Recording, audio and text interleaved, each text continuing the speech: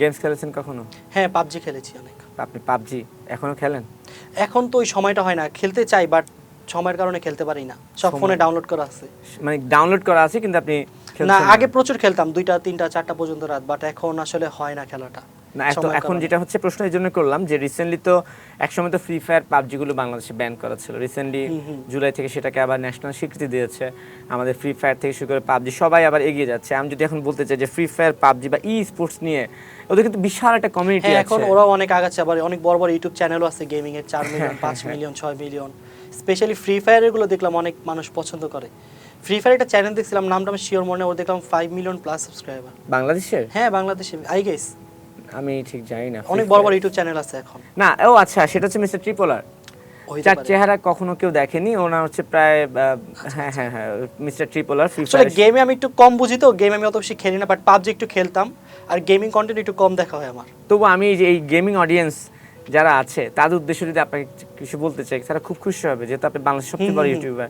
তাদের উদ্দেশ্যে কি বলবেন যদি আপনার কিছু বলার থাকে? তাদের সে বলবো তারা করুক, আশা করি সামনে তারা আরো ভালো করবে, কারণ দিন শেষে সবাই মিলেই তো দেশটা গড়তে হবে। গেমারদেরও অনেক মূল্যায়ন করতে হবে, ইউটিউবারদেরও অনেক মূল্যায়ন করতে হবে। দিন শেষে সবাই তো রেভিনিউ নিয়ে আসতেছে। এই যে রেভিনিউ প্রসঙ্গ তুললেন না, রেভিনিউ যেহেতু আপনারা ডলার থেকে আপনাদের টাকাগুলো আসে, বা রেভিনিউ নিয়ে বা রেমিটেন্স যেটাকে বলে, এগুলো নিয়ে কি আপনার কোনো ভোগান্তি হয় টাকা পয়সা তুলতে, বা এই ব্যাপারে কোনো আপনার আক্ষেপ? ধরেন রেমিটেন্স নিয়ে আমার ভোগান্তি হয় না, কারণ আমার যে রেমিটেন্স আছে বললাম না যে বঙ্গর মাধ্যমে, তো ওদের কাছে যায়, ওদের থেকে পরে আমার কাছে চলে আসে। না, সেক্ষেত্রে আপনার যেহেতু আপনি ইউটিউবিং করছেন, অবশ্যই এই খাতের দুর্বলতা বা আরো কি কি করলে ভালো হয় কন্টেন্ট ক্রিয়েটরদের জন্য সরকারের মাধ্যমে আপনার জানা আছে?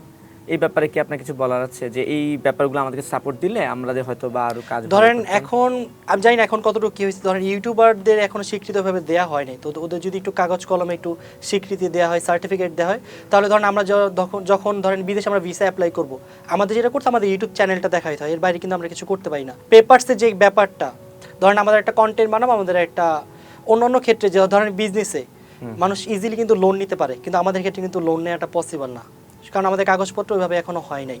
তো এই দিকটা যদি আমাদের একটু দেখে, তাহলে ধরেন যারা আছে তারা আরো ভালো কিছু করতে পারবে, ইনভেস্ট করতে পারলে আরো ভালো একটা রেভিনিউ জেনারেট করতে পারবে।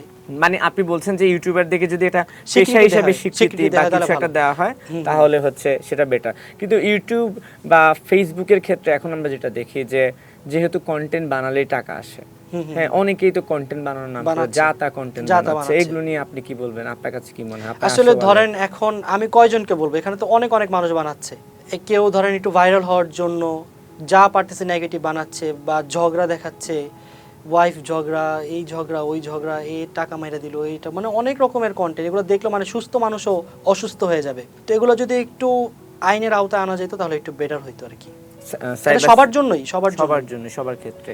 এটা যদি আপনি দেখেন ইউটিউবে কিন্তু একটু কম আছে, বাট ফেসবুক এগুলো অনেক বেশি, কারণ ফেসবুক একটু ডলার বেশি দেয় তো।